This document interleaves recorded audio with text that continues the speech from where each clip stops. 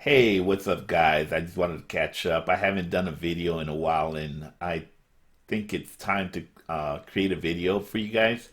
I haven't done many videos because I've been doing other things, and one of the things that I want to talk about today is that I am working on a book. It's a book called the JavaScript Problems Book. And in this book, I plan to put together 101 problems to teach JavaScript from a different angle. And my motivation for writing this book is that I want to create, I'll create 101 problems so that you can get to practice. So if you've taken a course in JavaScript, so if you've taken a course, done a boot camp or anything like that, I want to be able to provide problems that'll give you the practice that you need so that you can hopefully do well on your interview if you're just entering the your career as a programmer and you're doing any kind of full stack development or front end development or anything like that. That way you can practice with these exercises and get things done. So let me show some of the things that I've done thus far. So then we can start with the problem. And a lot of these problems that we're going to have in the book are basically problems that you can hopefully copy and put directly into JSBin and you can solve them. Of course, I'll give the problem without the solution so that you can work the problem, and then after that you can take and read the solution in the back if you still are not able to solve it, or maybe even compare with my solution. So let me see if I can find some of the problems. So for example, here we have code that you could just hopefully take out of the book and paste directly into something like JSBin, and then you have to fix it. So if you read the instructions that are in the book, it says, given the code below, fix the function to return.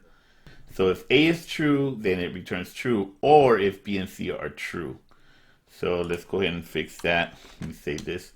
So in order for the test to pass, if I run the test right now as they are, and so if I run it right now, you're going to see that they all failed. So how do I make this pass? Well, I could potentially return true.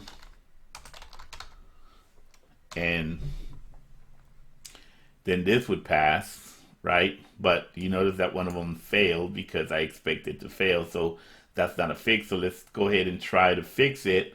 So all you have to do here, and of course some of you may already know that you can just return A or B equals true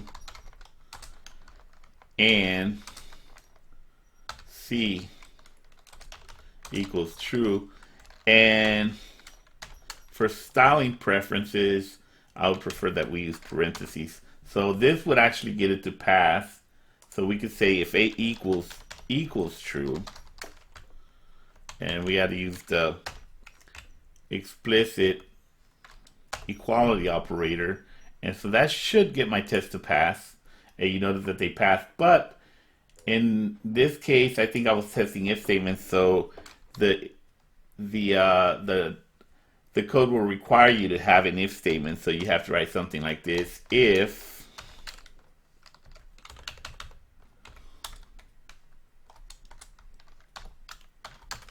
return true, otherwise return false.